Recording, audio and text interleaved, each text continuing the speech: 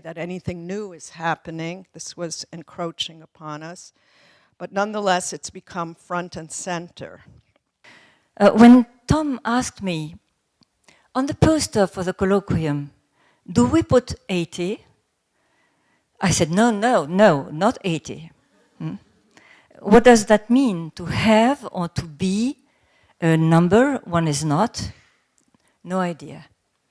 Don't I have enough trouble already getting rid of all the labels that dismember the thing being animal that I am and reduce me to pieces under a dozen commercial banners? Already I have to respond on the subject of Jew, woman, exile, lesbian, trans, bisexual, feminist, porno, Franco not French, Algero-German, mother, daughter, and son, theorist, post-colonial, post-modern, post-structuralist, post-self, postage, post, stop, post, and now they want to octogeneralize me. 80, what's this password? This ciphered code with its sign of infinity closed, finished, standing on its head and its 0. To what does it give access? To the status of out-of-service resident, außer Dienst, as they say in German, emeritus, as they say in Latin about the soldier who has done his time. So I said to my friend Tom, stop. Above all, no age. Let us defy ageism, that auto-immunitary racism. Let us resist the revolution, rich revolution, inversion of values that goes forward, masked on the pretext of democratization. For 50 years or more, the West has claimed to be done with throwaway generations and to replace fallow paternocracy with a filiocracy that is just as fallow as the preceding one. Here, these fallow filiocrats go and sort their fellows as soon as they can be marked with the evil seal, especially in a spectacular manner in France, where the thinking herd from one day to the next is considered out of date, like yogurt, or a piece of old milk, or a car that is no longer brand new. In our anti-memory and anti-culture culture, it is the law of the degenerational market. Beware 80. As soon as it's applied to you, you're presumed posthumous. It doesn't matter if you're still in a state of creation. Expulsion is programmed. Still there? How about that? Exclaims the onlooker, who himself or herself is a future octogenarized. I say 80, but in reality, in France, already at 70, relegation awaits you with some exceptions. When Tom invited me, I saw his force of defiance, his affirmation of life, his creative freedom. When Tom fell, he got up again with his force of ageless resistance. And what's Tom's age? The age of what he acts. It's quite naturally to Tom, my traveling companion, that I dedicate these pages, which don't give a damn about dates. So hail to Tom, the unbreakable defender of the literary arts. And me, but I've always been 1,000 years old and a few bits. It's in the family. Some mornings I'm 5 years old. At night I'm once again in my 40s. My mother is sometimes my grandmother, sometimes my sister, sometimes my team leader. As an archaeological analyst of the immortality, that is the twin of our mortality, I have and am all the times of time. Thus, this spring, like every spring, I found myself in Oran, Algeria, in the 40s. That is 1940, but it might have been 1840 or 2040. There was a war, as usual. And right after, summer having come, I went to write in the house that bears the name of my mother, and where since its birth in 1961, nothing changes. It's always summer that knows no forgetting, and always the squirrel phoenix, the icon of writing that knows no frontier. Now let me introduce all of you to the actors you have here between your hands. That is Max und Moritz and My Mother. Outside it's war. After the night's alert, the sirens launched their UUs in the black sky pierced by the Bengal lights of the anti-aircraft force. The city still curls up like a snail. There's no one in the street except the jeeps. The Americans are there. Inside, it's warm and cozy. Then, as if one had just been born, the world is a cake still warm. Childhood is paradise encircled by death, a delight. From now on, there will always be deep down inside me this earth with two universes. Yesterday, my brother was run over by a jeep in the Place d'Armes, and he didn't die. He was crowned the principal little invalid of the house. It's for him that my mother becomes from one day to the next director, playwright, and grandmaster of the book. So she creates. In the first place, she makes men, then woman. They are puppets the size of a hand. The colony grows quickly. The theater of the world is in the bedroom. Enter all the characters of Shakespeare and the Greeks, several pairs of Romeo and Juliet, a complete Hitler, just one, two professors with and without glasses, a concierge with broom to sweep up the debris of the characters, an anti-Hitler Bécassine, and at the top of the bill, Max und Moritz, scoundrels, from whom we are henceforth eternally inseparable. The stage is the foot of the wounded one's bed. The repertory is bilingual, starring German and French. Comrades, joyful thieves, the one speaking the other, with the tiniest seasoning of an accent, each one pulling the other's tongue, and Maman's deep voice. It was then that my mother presented to us the creator of literature. He's a Satan for children, a mocking god, a satyr, a genealogist of immorality. And this fabulous artist-philosopher, the bard of art for l'art, my mother, who had him for a teacher as a kid, calls him Wilhelm Busch in her German language. In our French language, his name is Vilaine Busch. Now, what's in a name, as usual? I owe everything to Wilhelm Busch. Everything that makes the enchanted brew. As soon as one tastes it, it transfigures reality into literature.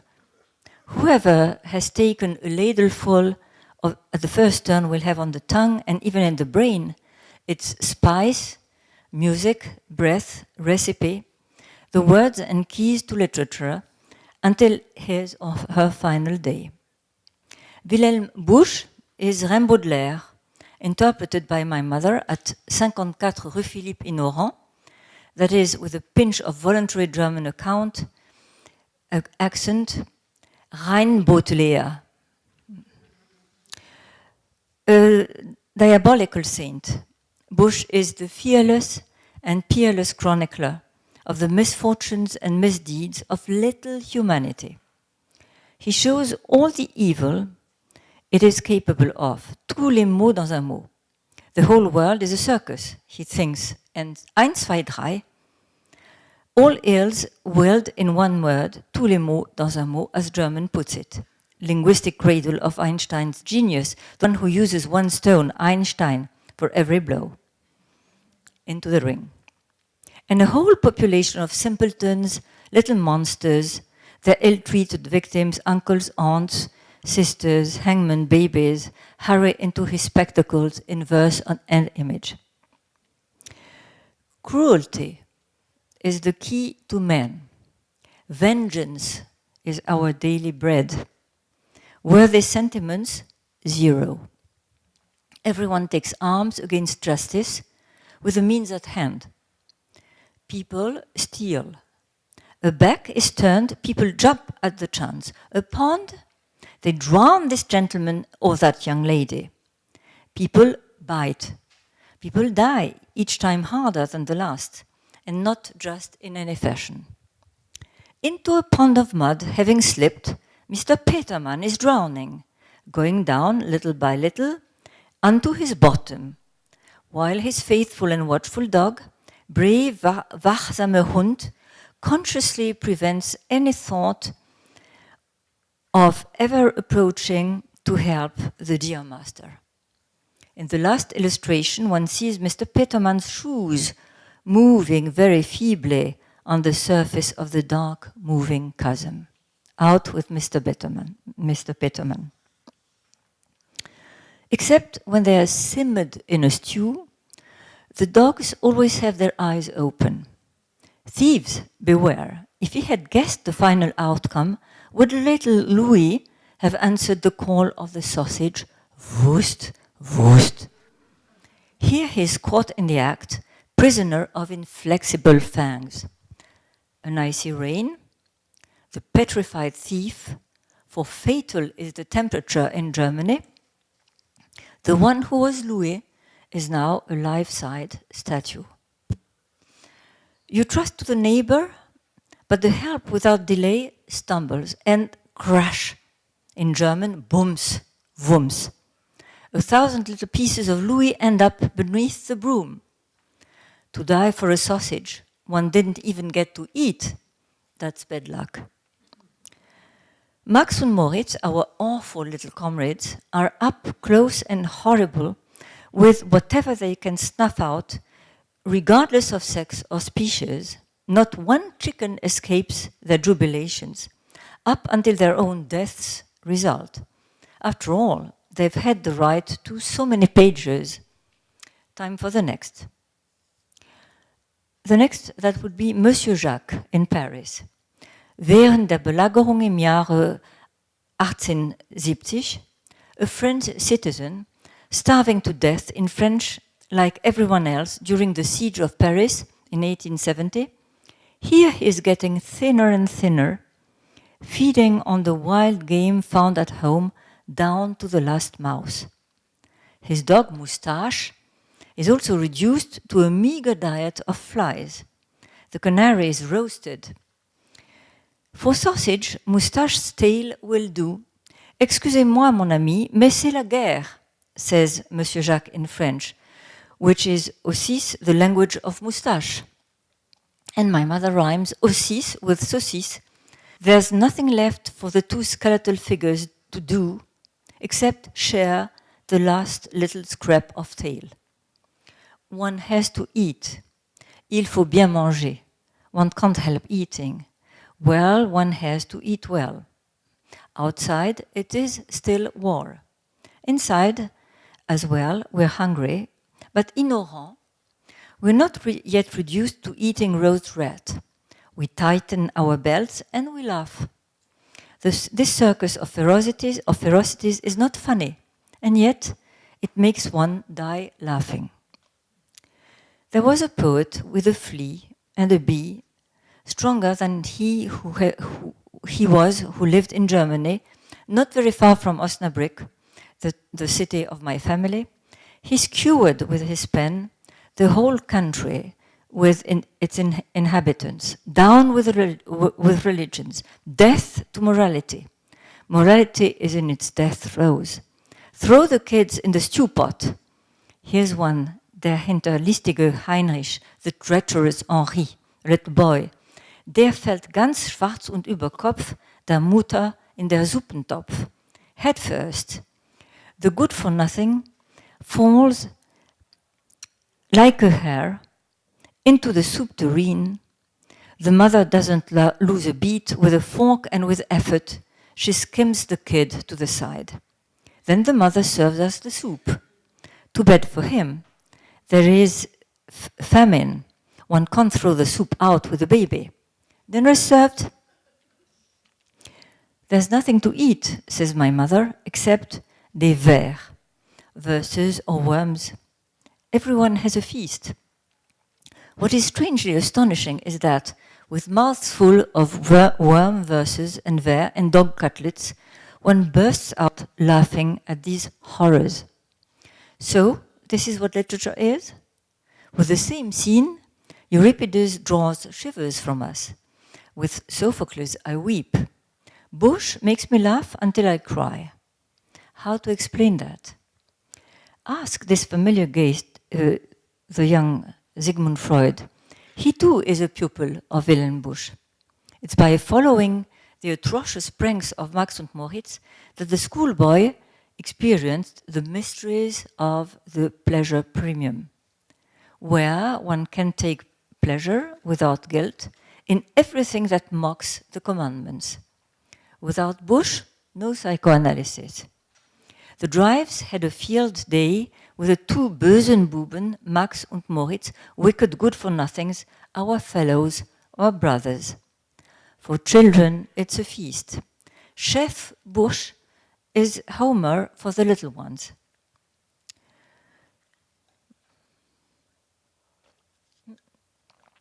I began thinking about the mysteries of the text and the secrets of literature, Rue Philippe in Oran, during the war, one of the past wars, while following my mother as she visited these good-for-nothings. I, who screamed whenever ordered to eat a bit of chicken, which was a precious rarity on a scrawny table in the 40s, 1940. I saved rapturously the following verse. Hahn und Hühner, roosters and hens, swallow the hook. There they are, you've got them somewhere. There they are hanging from the hard branch of the tree. Und ihr Hals wird lang und länger, ihr Gesang wird bang und bänger, jedes Licht noch schnell ein Ei, und dann kommt der Tod herbei. The necks of the four hands hanged ones stretch immeasurably. Their song anguishes likewise immeasurably. And what hurts me until I scream seduces me with the music of the words. The hands die in chorus. Rhyme rhymes with crime. The verses tap their feet. In vain I cried out in anguish to the heavens with the hands. As an egg, I was happy that my mother quickly laid one last time. Max and Moritz, the kings of wickedness, the authentic servants of the truth of our desires, heroes of our rancor and our greediness, free incarnations of resistance to the authorities of the pure good. With what a disastrous fate you were rewarded on the seventh and last dirty trick. There you are in sacks, carried off to the miller, poured into the funnel, ground up, and in the end, turned into flour, the flour of Max and Moritz, finally crushed and abandoned to the avid beaks of two ducks who are refined connoisseurs. And no one in town, not the least small shopkeeper, regrets these two scoundrels turned into grain. That's life. End of the last trick. Out with you. Outside, it's still another war. Bang! Outside, plump, platsch, inside. The end of Max and Moritz is the penal colony, Kafka's, for primary school pupils. The machine for spitting out rascals is definitely faster than the sophisticated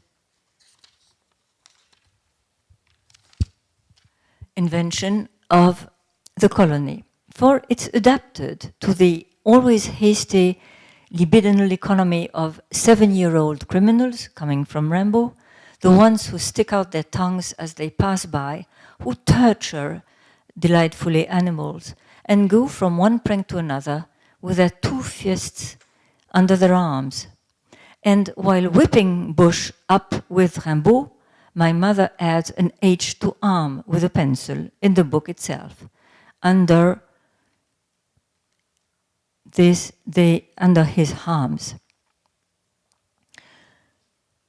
When outside bullets are zinging, and inside it rhymes with singing, and death is her thought. The neighbor with impassive broom, that is the first comedy of my life. It's a tragedy. That a tragedy is a comedy is a tragedy. That a comedy is a repressed tragedy, Wilhelm Busch formulates it like this. Das Gute, dieser Satz steht fest, ist stets das Böse, was man lässt. Le bien est toujours le mal qu'on laisse tomber. Le bien, c'est le mal. À cette phrase, je me tiens. Good is the evil that we've given up. My mother reads Wilhelm Busch acrobatically, juggles a word with the next one that mocks it. With keen ear and energy, the verses march, the bombs bang. Whipped along by her deep voice, the sounds run after the meaning. German skips with the gaiety of Puss in Boots. At any moment, it can roll over into French. What a pleasure it is when the violently barbed-wired frontiers in reality are cheerfully foiled by the agreements of linguistic cooperation. Among living beings, ways of speaking are naturally translingual. Thus did Wilhelm Busch, already several great wars ago, frolic between dog and human, as between German and French. One understood the other well by intertranslating each other. Allez, plish und plum, apporte. He dogs, apporte. Blares the commandment. French verses are less languorous. They catch a certain military vigor from the German inoculation. These two are accomplices. They give each other room. I can't imagine playing one without the other. The horrible is worse if it's furchtbar. Catastrophe is trochaic. Ach, how the melody of a language wraps up us around its finger. In Oran, under cover of war, under cover of my mother's music, I had the experience that everything that cannot be said can be said. It suffices to write, that is, translate. What cannot be said in a French can be foreigning itself, make itself understood otherwise, otherwise. With my mother, translating will never have been other than leaping with extraordinary freedom, never speaking in less than at least more than one language, laughing at one word with the other, neologizing at will with one idiomatic lucky find striking blows in two colors. She does not translate. She never puts one language in the service of the other. It's always a matter of a dance, a pas de deux, an increase in pleasure, a tease, an emulation, a seductive enticement. Follow me, says French to German. Suis-moi. Be me, be you, just as faithfully, as surely, faithfully, and faithful, says German, as freely, faithfully. Run ahead, please me, as a trapeze artist with his trapezes, juggle with the little difficulties. She does not translate. She plays them both. Freud and my mother were initiated into the destinies of the drives at that young age when the child doesn't believe he or she is obliged to resist the seduction of evil and takes pleasure while trembling, becomes intoxicated with transgressions and terrors. It is Busch who will have been the teacher in the school of pleasures. And plaisir is a divinity he invokes by writing its name, plaisir, in German, à la française. For one may not know this any longer today, it was France that initially, with a brilliant Napoleonic adventure, first intoxicated Europe by transmitting it the excitement of happiness in the middle of chaos.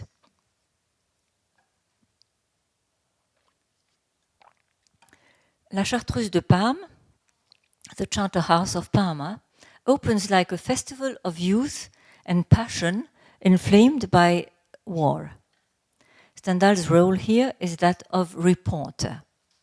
The mass of prosperity and pleasure which burst into Lombardy in the wake of these French ragamuffins was so great that only the priests and a few nobles were conscious of the burden of this levy of 6 millions, shortly to be followed by many others.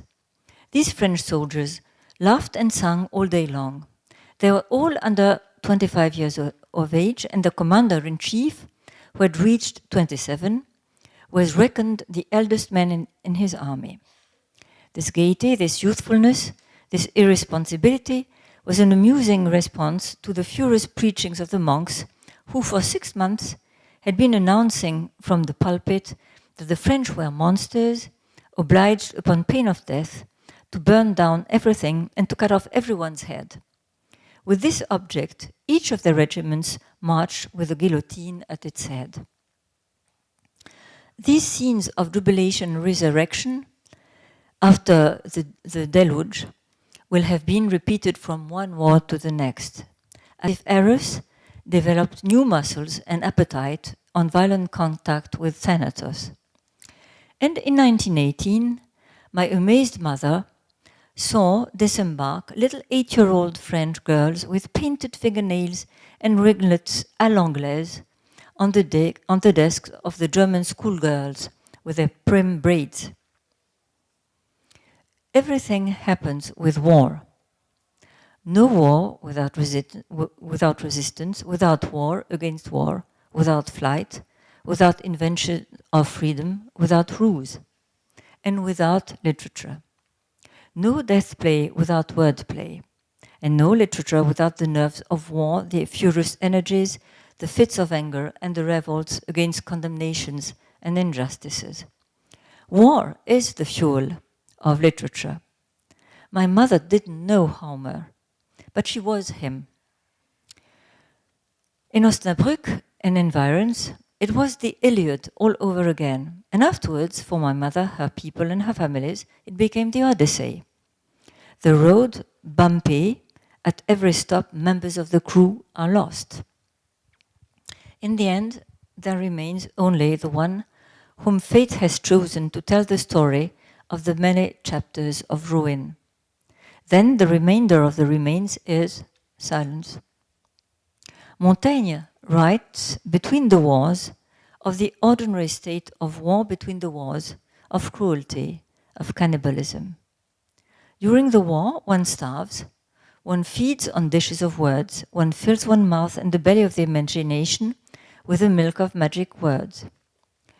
From the brutal shock with the imminence of death is born the art of caricature.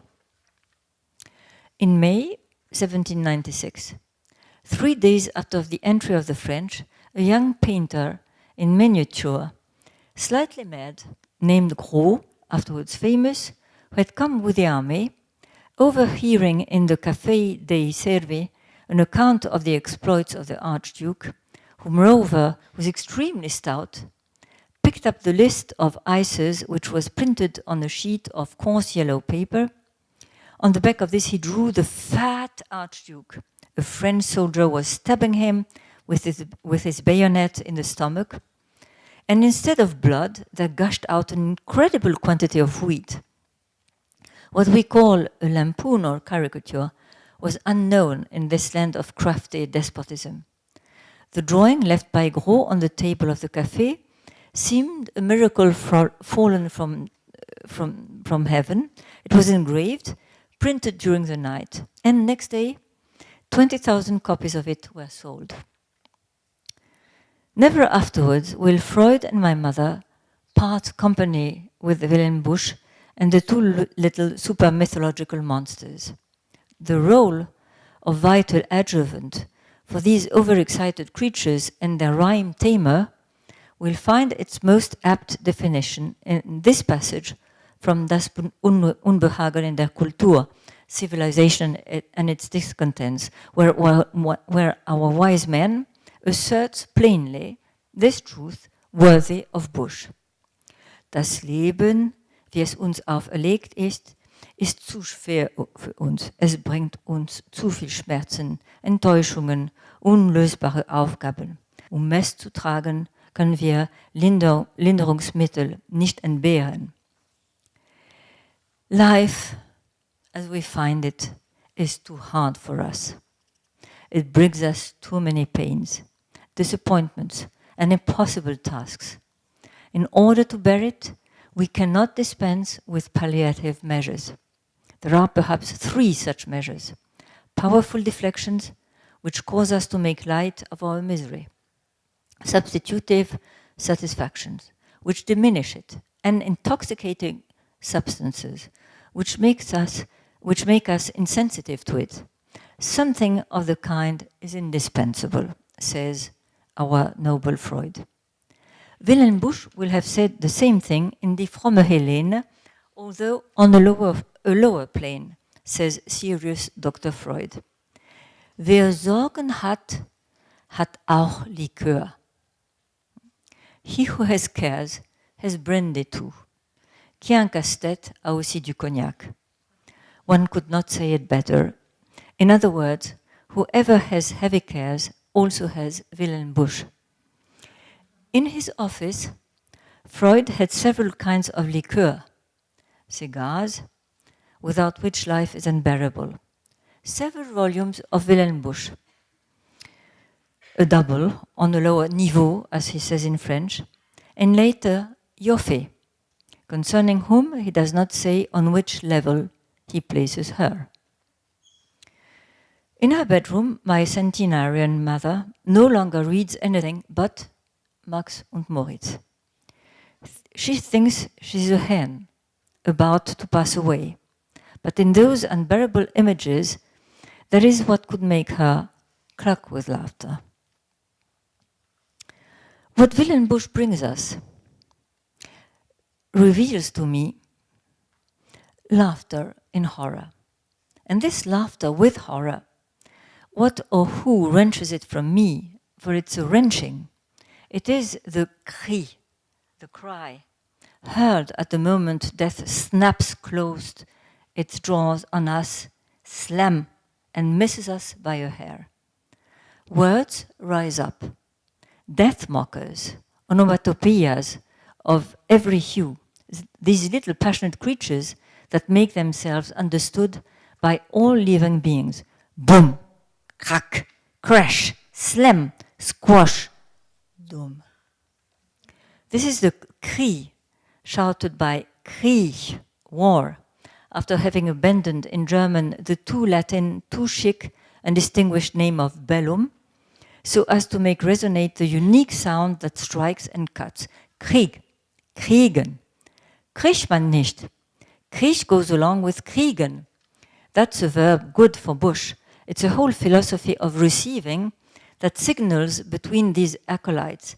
Kriegen is to receive, for good or ill, to catch the way one catches an illness. One receives it, a poison gift, the way one takes a blow, the way it requires an effort from us, attention. With Busch, everything is clear. Human beings are already, always already for war, and animal beings have no reason to envy them. Kriegt man nicht, complains idiomatically Omi, my grandmother, who functions in a critical duo with my mother. No one gives me anything. There's no way. You forget about me. There's war at home. I still hear Omi, my German grandmother, casting handfuls of interjections in the air, spreading around us a marvelously concrete musical score, apostrophes of life, launched in defiance of death, and the concert of adversary that rebelled against our authority, the hens, the dogs, the cats, and other cockroaches, against which an improvised Don Quixotin, she launched her irascible attacks. Pfui, widerlich, zum Kotzen.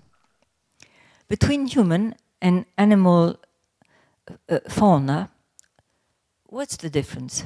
Like master, like monkey. There is always someone to do stupid things. If Max and Moritz are no longer there, as they've been swallowed by the ducks, to invent crimes. Phipps the Affe continues the serial. There's murder in the kitchen, as in the street. Everyone is going to get skewered. Punishment rewards the guilty and the innocent equally. Honor to the kitchen. It's one of my favorite places. It's in this temple that all the sorceries of the unconscious are concocted. You have noticed its absence from stories, epics, plays, novels, mythology. Such an absence cries out. How rare they are, the books that don't repress the kitchen. What is the reproach against the kitchen? Being low class? But alas, being the scene where eroticism, but also being the scene where eroticism and death simmer, where our drives wait in the wings.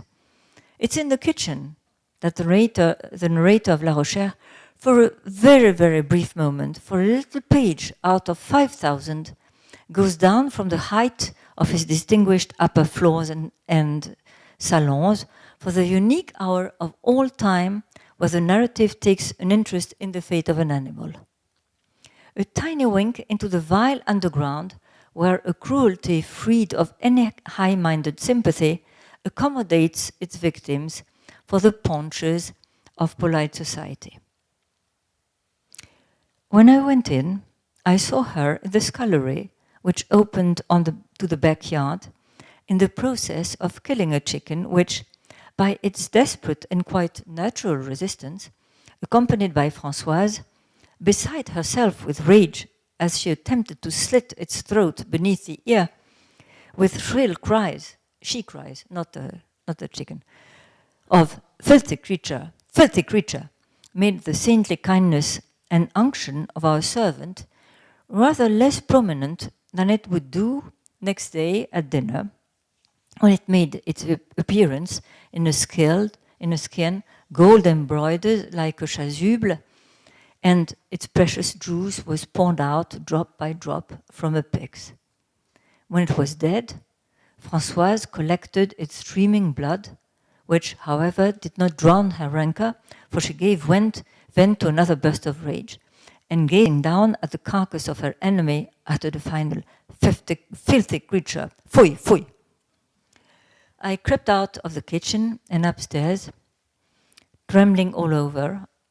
I could have prayed then for the instant dismissal of Françoise, but who would have baked me such hot rolls, made me such fragrant coffee, and even roasted me such chickens? And as it happened, everyone else had already had to make the same cowardly reckoning. That is where Proust and Bush shared the pleasure of an unblushing brutality. Excusez, says Monsieur Jacques in French, while cutting off the tail of Moustache in order to sauté it. Mais c'est la guerre. Between love and war, it's war. And war is the end, la fin, of the two friends, Moustache and Monsieur Jacques. I mean la fin, hunger. 54 rue Philippe, rue de Filles Libres, full of love. Max and Moritz go straight from the kitchen, where they have stolen the chickens, to the oven, where in their turn they are roasted. War is being famished to the point of eating one's own dog. The cruel human condition. To introduce a narcissism, one of the two of us must die. The law of nature is eat or be eaten. It seems that war leaves us little choice. You always end up eating the one you love. That is what it is to love. It is cannibalism. Eat your dog. Eat yourself. And share the dog's tail with the dog. Since beggars can't be choosers, one has the experience of substitution. In Oran, we beggars ate Bush's verses. Whoever sleeps, dines, my mother learned the saying, and put us to bed for dinner. Without bread, without butter, but not without Willem Busch. Meanwhile, in Theresienstadt, the family of my mother,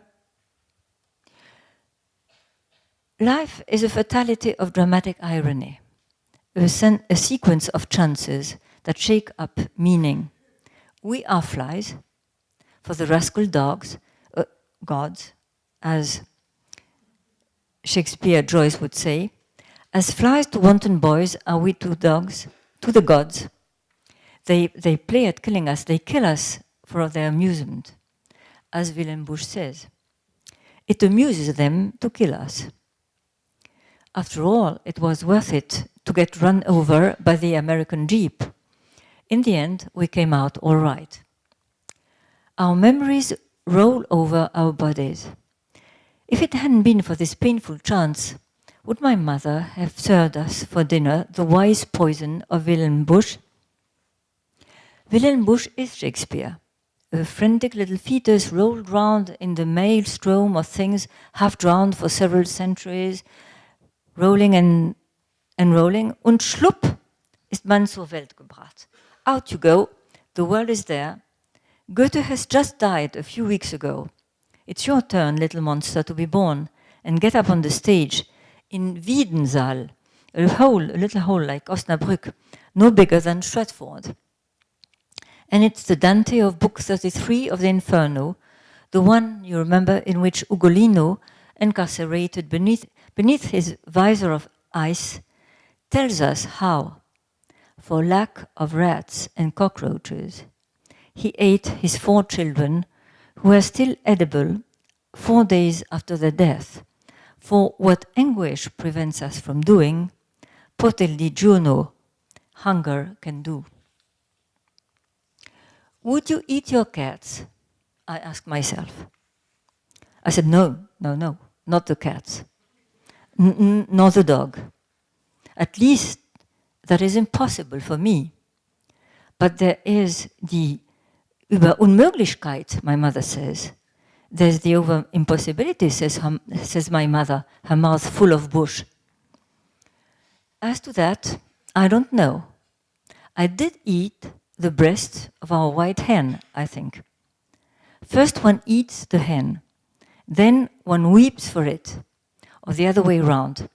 Like in Max und Moritz, the poor Frau Bolte, widowed of her 4 murdered chickens, preparing to taste the deceased ones, naked and ready to go in the oven. They who not long ago in better days, bald im Garten lebensfroh im Sande scharten. They were scratching and scratching the earth in the garden in happy times 2 days ago. When I was little, I didn't want to eat my mother. But later, with heavy heart, eyes drowning in tears, one cooks up one's mother and father in writing, and also the grandmother and the aunts while you're at it. That's what happened to Proust, Stendhal, Kafka, and despite my efforts and my long hesitations, to me. What is in a book? What's cooking in a book? It's our first grown-up book, with grown-ups in the stories, and there is only one of them, the one Maman gives us, and that gives us Maman.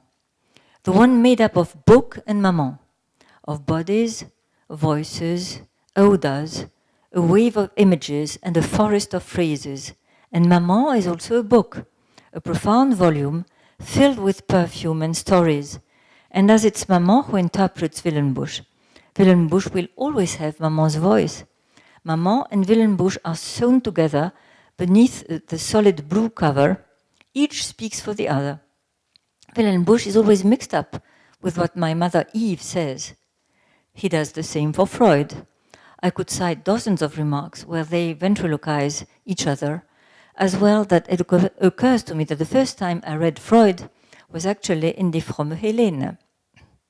Willem Busch is us.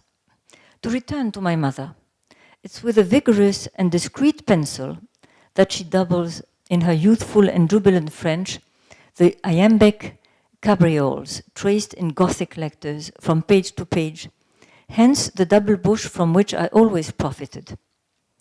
She only did this bare penciling on the other skin in the case of Busch. It's as if she had wanted to stand as close as possible to the brilliant puppeteer, to entice our keen appetite. Reading Bush, I read Maman, I was inside. If my mother had read François Le Champy to me, would I have written my books? This question leads me to read François Le Champy. And once again, it's mother, child, and book. I recognize the initiation scene. I feel affection and affinity for the Champy, this marginal, excluded one. And since the mother reads him the life of the saints, he is the child of the saints, Le Champy. Child suckling saints. Everyone has their matrix book, their religion of life, their Weltanschauung, their playground, their ruins. In Combray, Madame, the mother of the narrator, initiates the child into the world literary version by reading him the book, where the mother initiates the child by reading him the book full of books.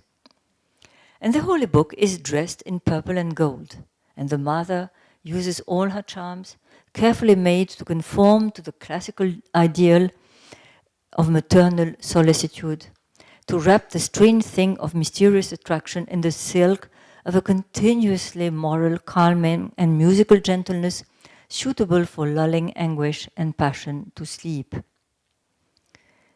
When Mama was reading to me aloud, that's not me, that's him, Proust, she left all the love scenes out.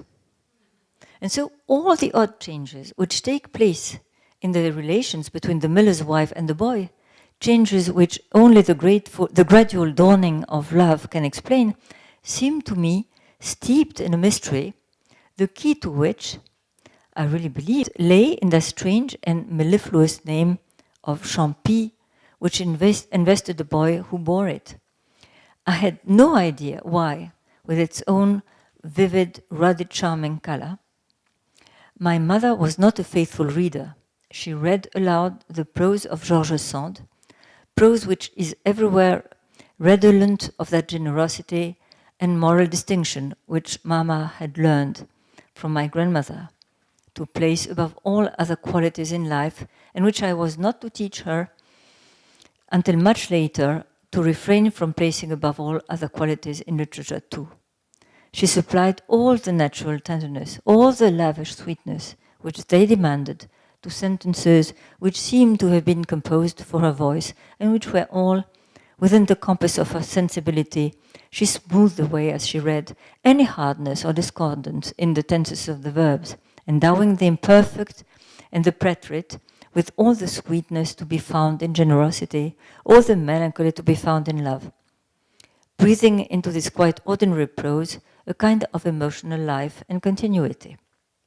Now, here is a doubly unfaithful mother, unfaithful to love and unfaithful to literature, out of love and out of misplaced fidelity. You will have noticed in passing that the voice of the faithless one remains mysteriously lifeless and colorless. What guides the amiable counterfeiter is a mad hope for peace. Meanwhile, for the children of war and the Rue Philippe in Oran, Osnabrück, instead of the soft fleece of the word Champy, it's Schnupp die Wuff that rings out. The book that guided us on the battlefield, amidst the noise of weapons, is a character who charges reality at the rapid pace of my mother, with its cover of blue-gray cloth, its stiffed laughter, its carelessness in the face of danger. And now,